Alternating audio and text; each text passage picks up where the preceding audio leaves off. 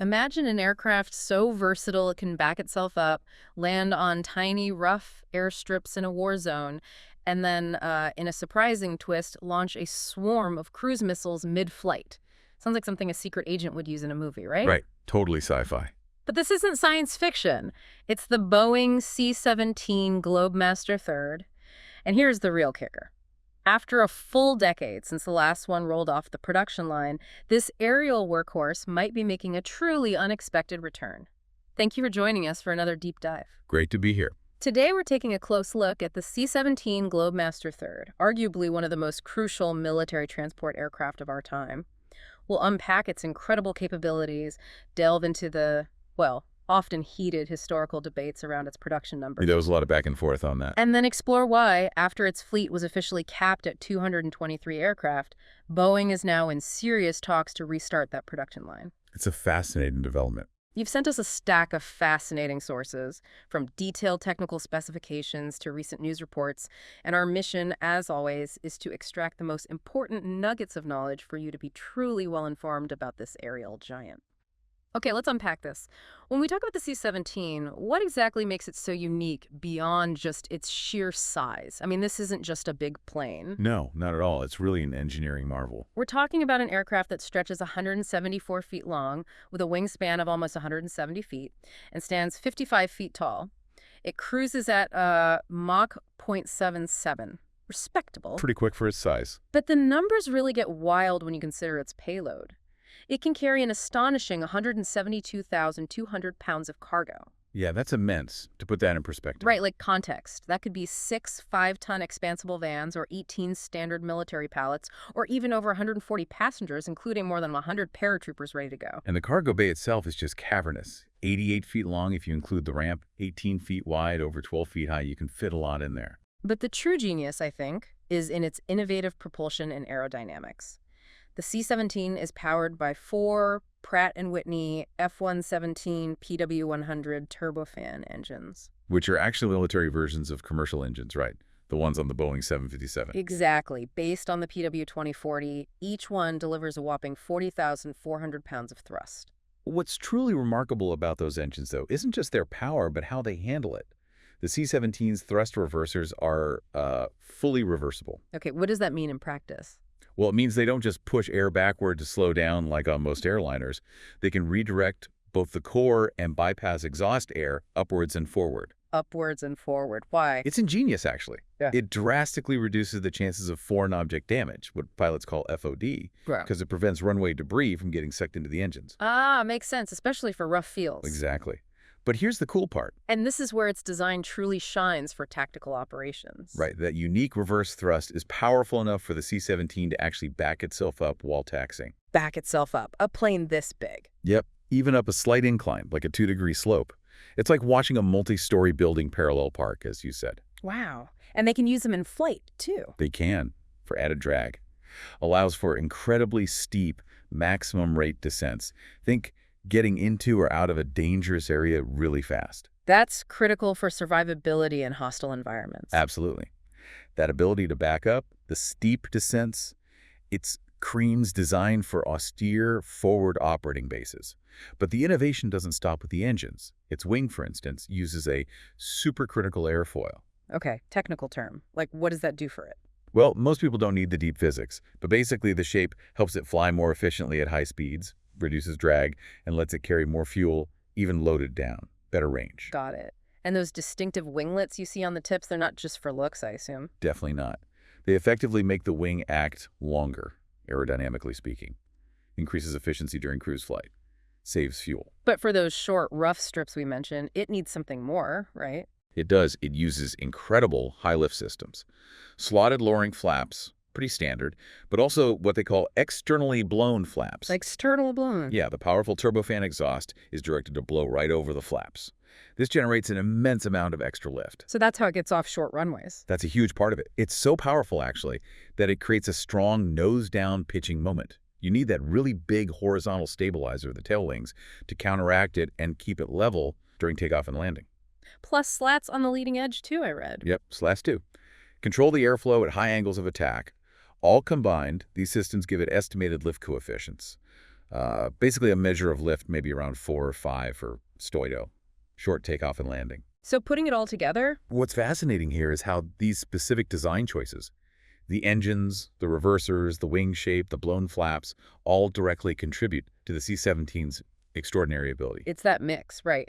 Heavy lift, jet speeds, but Yeah. can still operate from basically unprepared strips. Exactly. That combination of strategic reach and tactical flexibility is, well, its capability few other aircraft in the world can genuinely match. Is there a downside, though? Does all this specialized engineering make it super complex or expensive to maintain, especially in those tough environments? That's a great question. The sources don't dive deep into specific maintenance costs for, say, the blown flaps versus standard ones. But generally, yes, it's a complex aircraft. It requires a significant logistics tail, a dedicated maintenance footprint. But its whole purpose is to deliver that footprint anywhere, right? Kind of a self-licking ice cream cone, in Yeah. a way. But yes, it's designed to be robust. So what does all this capability mean for its role, its history? Right. The C-17 was designed to be the backbone of U.S. strategic airlift, but its journey has been, well, let's say, marked by persistent debates over numbers. It was meant to replace the old C-141 Starlifters. Which were really showing their age by the mid-90s. Structural problems, fatigue. Yeah, definitely nearing retirement. So back in the 90s, the initial plan was big, 210 C-17s, supposed to be done by 1998. But that didn't happen. No. There were research and development issues, production impediments with McDonnell Douglas. And let's be honest, probably some overly optimistic cost estimates thrown around by both sides, Air Force and contractor. Seems common enough. So Congress and the USAF didn't fund the full 210. There were even serious talks about capping the fleet way lower, like 120 aircraft. Which would have been problematic according to studies at the time. Exactly. Ultimately, the fleet was officially capped at 223. The final one rolled off the line September 12, 2013. And if we connect this to the bigger picture, this whole history shows that tension, right? National security strategy saying, we need this capability, versus the fiscal realities of how much can we afford. The issue was never really if the C-17 was capable. It clearly was. It was about how many were needed. Precisely. Those studies in the 90s. They warned that just 120 C-17s would create a moderate risk, maybe even a significant shortfall, for meeting wartime airlift needs, especially if you imagine fighting 2 major conflicts at once. That 2 major regional conflicts scenario. And the target airlift requirement back then, 49.7 million ton-miles per day. Looking back, that seems optimistically low. Yeah. To put that risk into stark perspective, think about the Gulf War buildup. Desert Storm, early 90s. Right. One study estimated if the war had kicked off just 20 days into the deployment timeline, the airlift shortfall could have been over 200,000 tons. 200,000 tons. That's hard to visualize. Okay, think of it this way. Roughly 2,800 M1 Abrams tanks, or maybe 200,000 2,000-pound bombs, just still sitting back in the U.S. waiting for a ride. Wow. That's a sobering picture of what could have been left behind. Really highlights the stakes. Definitely. And this brings up another point, something planning models sometimes gloss over. Aircraft attrition. Losing planes in combat. Right. C-17s are big targets, not exactly stealth fighters. No. They are large, less maneuverable than fighters. They're vulnerable in contested airspace. And losing even one C-17 from a small fleet like that 120 number they debated hurts your total airlift capacity way more than losing an older, less capable C-141 from its much larger fleet. The impact of each loss gets magnified. Exactly. Which makes those debates about fleet size back then incredibly important and, still relevant today as we talk about restarting production.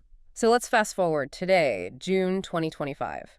That fleet of 223 C-17s has certainly proven its worth over the last couple of decades, no question. It's been the workhorse, absolutely. But it's operating under immense strain. Sources say they're being used at a far higher rate than originally planned. All the major contingencies, Yeah. Afghanistan, Iraq, support for Ukraine, Right. it all adds up. Lots of extra flight hours on those airframes. And if something kicks off in the Pacific, the tyranny of distance there would tax the fleet even harder. Immense distances. We saw an example recently, right? April 2025, moving a single Patriot missile battalion. Yeah, from the Pacific to the Middle East, it took, get this, 73 C-17 loads. 73. Just for one battalion. That really shows the current logistical pressure. It really does. And here's where the story takes another interesting turn, maybe a bit surprising for a transport plane. The new roles. Yeah, the C-17's capabilities are still evolving, moving into new, more, let's say, kinetic roles. Kinetic, meaning weaponized. Pretty much. Back in 2015, C-17s were used to launch simulated medium-range ballistic missiles in a defense test. Just a test, but still. Okay, that's unexpected. Then, early 2020, they successfully tested dropping combat expendable platforms. Basically, palletized munitions rolled out the back. Just turning it into a sort of bomber. Getting closer. By 2021, the Air Force Research Laboratory was actively developing the Rapid Dragon system. Rapid Dragon, I've heard about this. This is the palletized missile launcher concept, right? Exactly. It effectively transforms the C-17 into a, quote, lethal cruise missile arsenal ship. An arsenal ship. That's quite a description for a cargo plane. It is. It can mass launch up to 45 JSMR cruise missiles. That's the Joint Air-to-Surface Standoff Missile Extended Range. Each one has a 500-kilo warhead.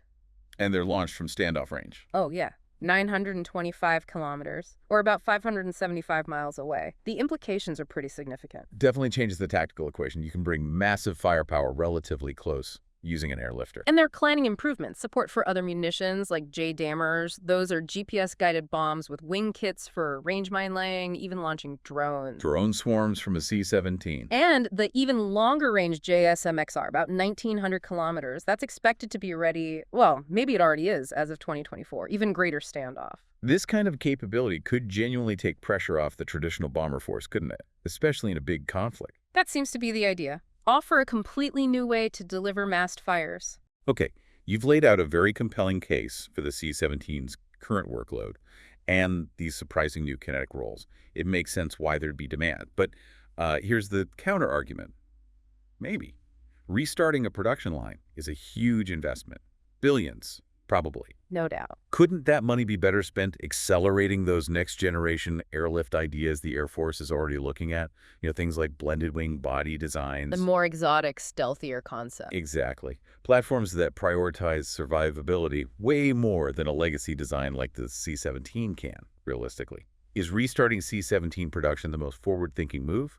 Or is it more like a short-term patch or a long-term logistics problem? That's a really fair challenge. And the sources do suggest that exact tension exists. Immediate needs versus future innovation. It's the classic defense planning dilemma. Right. The demand for more C-17 capacity right now is apparently growing louder. Right. Because of that high operational tempo, because of potential big conflicts like in the Pacific where you need range and capacity. And the Rapid Dragon capability adds a whole new reason. Absolutely. And this is precisely why, as of June 18, 2025, Boeing is reportedly in serious negotiations with at least one customer, maybe more, to build more C-17s, a full decade after the last one was delivered. And who are the potential customers? Is it the U.S. Air Force wanting more, or allies? The reports suggest it's driven largely by other countries boosting their forces. Japan is mentioned specifically as a potential new customer. They'd looked at buying used C-17s before from the U.S. or allies. But restarting the line changes things. They could get brand new, tailored aircraft. Exactly. It opens up possibilities. Meanwhile, the U.S. Air Force is definitely pushing towards replacing both the C-5 Galaxy and eventually the C-17 fleets. Programs like Next Generation Airlift are being actively discussed. So it's this balancing act, immediate needs, potentially met by more C-17s, versus the long-term goal of entirely new, more survivable airlifters. That seems to be the crux of it. This potential decision to restart C-17 production really highlights that critical evolving challenge in global military logistics. You're caught between the urgent needs of today and the technological possibilities of tomorrow. It's a stark reminder, isn't it? Strategic planning isn't just about designing the perfect plane. It's about having enough planes, having them where and when you need them, and constantly adapting to new threats, new ways of operating. I couldn't have said it better. So from its really innovative design features, backing up, landing anywhere, now launching missiles, to the decades-long arguments over how many we needed, the C-17 Globemaster III is just a testament to these persistent logistical challenges in a really dynamic world. Its whole story highlights that constant tension, operational need, new technology, and the hard realities of budgets. Maintaining that global strategic airlift is vital, but never easy. So here's the final thought to chew on. As militaries keep adapting, will the C-17, a design that's now over 30 years old, prove to be just a short-term necessity, a bridge to get us to the next generation? Or will its surprising continued relevance, especially with these new arsenal ship roles, actually mean it lays the groundwork for a whole new approach to strategic airlift, maybe blending transport and strike, for decades to come? It's a fascinating question. Before we wrap up, we'd love to hear your thoughts on this deep dive. What do you think? Should the C-17 production line roar back to life? Or is it time to focus fully on the future? What surprised you most about this incredible aircraft and its unexpected evolution? Let us know in the comments below. And share this deep dive with anyone else who enjoys learning about this kind of stuff. Absolutely. And please don't forget to like and subscribe. It really helps our channel bring you more fascinating insights like this one. Thanks for joining us.